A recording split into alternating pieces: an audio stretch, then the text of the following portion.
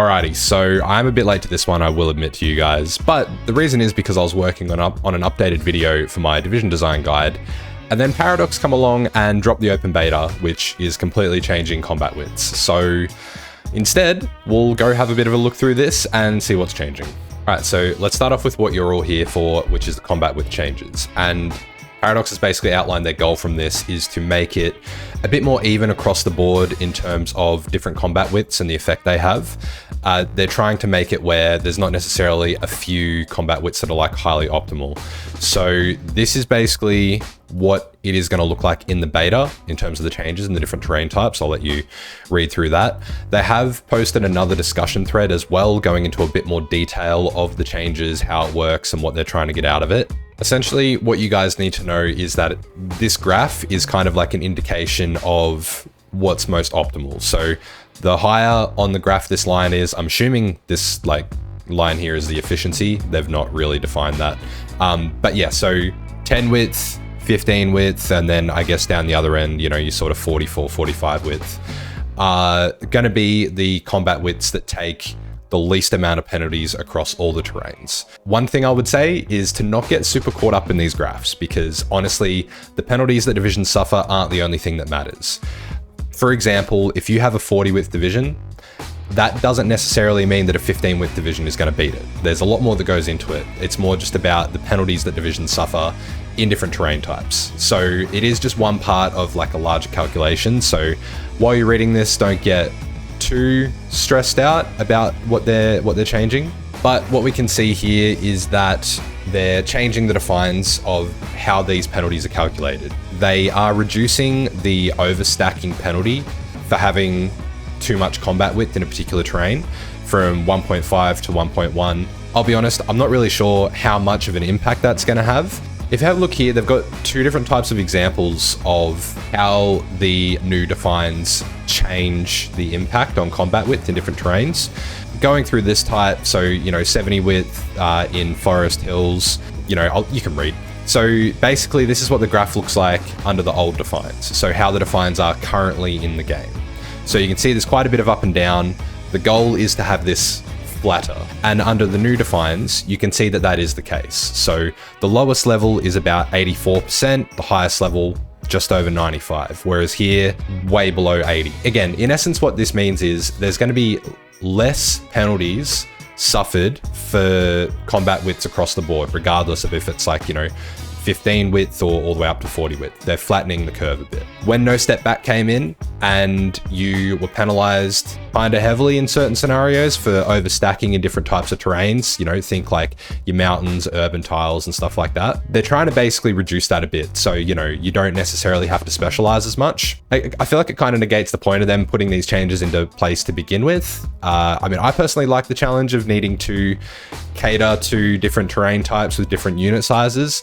At the same time though, I'm a big fan of putting more control in the hands of the player. So it's basically going to just free you up a bit in terms of what you can do with your division designs without having to conform to, you know, what's the most optimal thing, which is a positive overall. If we have a look at like this other option, from what I understand, these two, like type 1 and type 2 that they outline here, these are basically the two options that they're tossing up of how they may change the division width to, or the combat width to.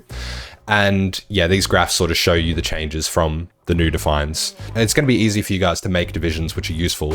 One of the other reasons they give for this change, apart from just reducing the penalties and making it easier for you guys, is they want to make division sizes smaller, which I'm not 100% sure if I follow the reasoning behind there, because I'm just foreseeing a lot more performance issues from whether it's the AI pumping out a lot more smaller divisions or players having to do that. People on lower end builds, like computer builds, are probably going to find there's going to be more lag in the game. So performance issues, that could be a problem. I'm not sure if they're doing anything to amend that. And overall, like game wise, I don't know if I see the point of that either. I think smaller divisions should be more viable potentially, but you know, maybe with like the new support company changes that they're bringing in, that's gonna play into that somehow. So yeah, we'll just have to see. There's a bunch more changes in the open beta though, namely there are a lot of changes to air coming with this. Firstly, excess thrust is going to increase agility instead of max speed, which makes sense. Speed is really limited by the drag, like the aerodynamics and the drag of the airframe itself, not just the power of the engine. Airframes are now going to be the factor which actually limits the max speed of an aircraft, so you won't necessarily be able to just bump it up super high. There's going to be a max level. And then also they've shuffled around some of the text as well, which let's have a look. So if we have a quick look at the air tab, you can see that there's a lot more text than there were available here before, and they've reshuffled it a little bit. So first things first, survivability studies has been moved down to 1939 level tech. Again, historically makes sense that these kind of initiatives came in, you know, more towards the start of the war rather than earlier in 1936. They've also added in armor-piercing bombs and heavy bombs as 2 new modules for you to use. And then in addition to that, they've also added in this torpedo line. So you've got your basic obviously anti-naval torpedoes. You're not going to be hitting tanks with these, but there's multiple levels of these as well. So going up, you can research more advanced torpedoes. And on top of that, they've got this large cannons module, which gives you cannon defense turrets for your heavy aircraft. Now, if we have a look here too, you can see that the basic airframe has a max speed of 425. That increases with the improved and then advanced. So the aerodynamics of the chassis itself are what's going to impact your max speed. Obviously, having a low power engine means you won't reach that max speed. All right, so we'll just use like a basic fighter design as a bit of an example here. So you can see we've got our, the speed of our aircraft is 585 Ks. Beautiful. Now, obviously, if we reduce that down, that's going to decrease the speed that we get. And then also having a look here, let's say if we remove the drop tanks. If we remove the drop tanks, that's actually decreasing our weight and thus increasing our agility. So your weight is tied to your agility. So keep that in mind when you're designing, if you're putting like particularly heavy things on. For example, armor plates. If we remove our armor plates, that's going to give us more agility as well. So you might then need to look at just using a self-sealing fuel tanks or something. And one thing we could do is remove our armor plates, which reduces our air defense. But one thing which is more prominent now is that turrets give you air defense or more air defense. So we could add on the cannon defense turret, and that's going to increase our air attack, keep our air defense the same as what the armor plates would be. Slightly reduces our agility, but you know, there's more variation that you can use of that. That's better demonstrated with the bombers, for example. Just a standard strap bomber with, you know, your engine 3, a couple of bomb bays, gives you a decent amount of strap bombing targeting, and you still have agility, 3.5. Normally your strap bombers are at 0 with this kind of firepower on it. But if we then go and add on some turrets, you can see that the cannons increasing our air attack slightly. I think not as much as before, but that air defense is really being increased. So I guess it's representative of cannons, or like, you know, the turrets on these large bombers being able to fight off and deter enemy fighters. So yeah, cool little design changes there. I think potentially going to make your strap bombers a lot more viable. The air defense being able to be bumped up so high, like if we add on extra cannons again, look at that, almost 70 air defense. So for you to have a fighter to even be able to take these down, you're going to have a fighter with around 70 air attack to be able to be making an impact. So yeah, let me know what you guys think about this. I mean, I've been playing around with strap bombs a little bit more lately, so I'm actually really keen to see this come through. Also, if we just have a bit of a look at the medium airframe for these CAS weapons. All right, so your standard bomb locks give you a decent amount of ground attack. Again, same as before, really. Heavy bomb locks increase that a bit, but they do cost more in terms of weight. So therefore, that's going to decrease your agility even more. So you kind of need to balance, is it worth a little bit of extra ground attack for the reduction in agility? And then these armor-piercing bomb locks are quite interesting. They kind of like threw me a little bit to begin with, because when you compare them to the normal bomb locks, they provide way less ground attack. But the big thing about them is the naval damage. So these are actually a naval dive bomber type of tech. So potentially, like for example, if we compare that to just say like a light torpedo, these provide on a naval strike 6 naval attack and 6 naval targeting, whereas your torpedoes provide 9 naval attack, but only 4 targeting. The torpedoes also reduce agility a lot more than your dive bombers, or the dive bombing module. Maybe we'll see people chucking on these armor-piercing bomb locks to punch through the decks of heavy ships and stuff. Look at that. attack on naval strike, you're gonna put 1 torpedo module on a light airframe, on a small airframe. So, and look at that, 10 attack, 5 targeting. Then if you go ahead and pop 2 of these on, agility is basically the same. You get a lot more naval attack and slightly more targeting. So, you know, it's be interesting to see how that goes. I'm actually really keen to try that out. I think that's really cool. Like, I'm very much a fan of adding in those extra techs, more representative of like what you actually used in the game, so, or what they actually used. So, yeah. One thing I wanted to show you guys, which I'm going to be completely honest, this goes over my head. They are changing slightly about the calculation of like air combat and how it works in terms of like agility versus speed and all that jazz. If anyone can decipher this, let me know in the comments. I don't really understand code that much, and I probably could decipher it if I sat here and looked at it. It's hurting my brain to think about that. So I'm gonna post a link to this in the description. If anyone wants to have a look and explain it to me, please do.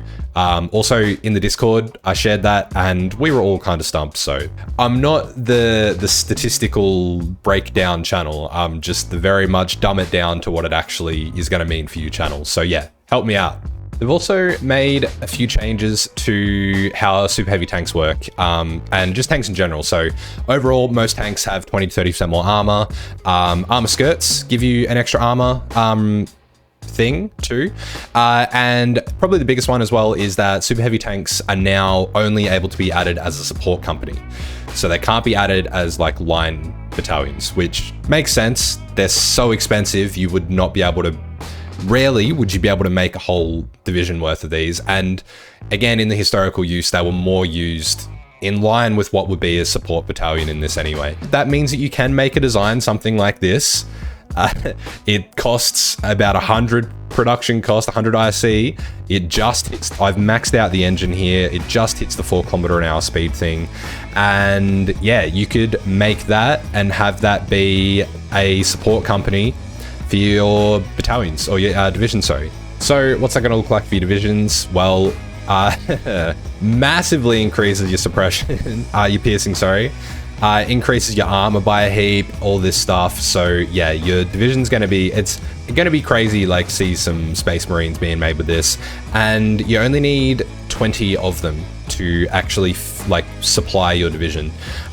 They have said as well that variants are going to be coming once this goes live. They're just not in the beta, so you would theoretically be able to make a super heavy flame tank, or even a super heavy AA or a super heavy SPG. Yeah, wild. It's going to be so funny. Anyway, so yeah, that's going to be a fun little change. It will be great to see how that works out. Maybe I'll do a video on that, I don't know. We'll see. And then there's some stuff for the Navy as well. So they basically made your convoys a bit harder to hit. Torpedoes accuracy have been decreased as well, making them a little bit less effective. So I think now probably even less point in putting torpedo modules on anything but your submarines if they're even less accurate. Rebalancing the ship engines, I had a bit of a look, and I haven't really been noticing a difference. I think maybe they've made the ship engines slightly slower, potentially. I'm not sure. I'd have to go back and compare, but honestly, who cares about the Navy that much to be able to do that? But one thing they have changed is they've adjusted the armors a little bit, so you can now put cruiser armor on your carriers. Super heavy armor is also available in your armor tech thing rather than just researching the hull. So you could theoretically have a normal heavy ship and have super heavy armor on it. So if you wanted to make big, juicy battleships, you absolutely could. A couple of AI changes. So the AI is more likely to upgrade their divisions in the field, even if they have deficits.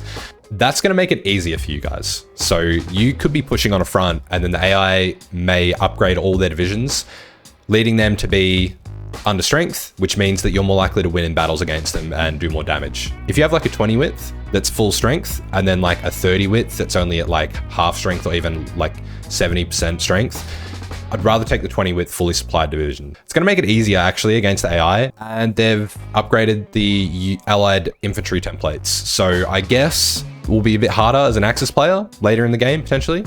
So yeah. Anyway, that's pretty much it. So let me know what you guys reckon down below. I'll also link all of the dev diaries and the discussion threads that they've posted as well. So have a bit of a read through. What do you guys reckon anyway? And also this is live, so just jump on and play the beta and let me know what you reckon. We also discuss stuff like this in the Discord as well. So if anyone wants to join my Discord, I'll put the link down in my description as well. But yeah, otherwise, thanks so much for watching guys, and I'll see you in the next one.